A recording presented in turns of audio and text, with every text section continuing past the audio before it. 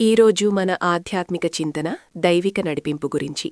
పరిశుద్ధ గ్రంథం సామెతలు 16:3లో ఇలా వ్రాయబడి ఉంది: నీ పనుల భారము యెహోవా మీద నుంచుము, అప్పుడు నీ ఉద్దేశములు సఫలమగును.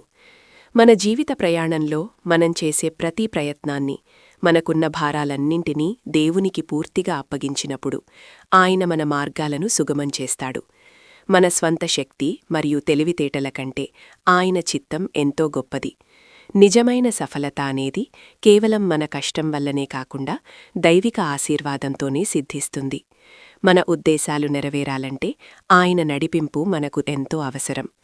ఇప్పుడు ఈ చిన్న ప్రార్థనతో దేవుని సన్నిధిని కోరుకుందాం. ప్రభువా, నా పనులన్నింటినీ మరియు చింతలన్నింటినీ నీ పాదాల చెంత ఉంచుతున్నాను. నా ఉద్దేశాలను నీ చిత్తానుసారంగా స్థిరపరచుము మరియు నన్ను సరైన మార్గంలో నడిపించుము. ఆమేన్.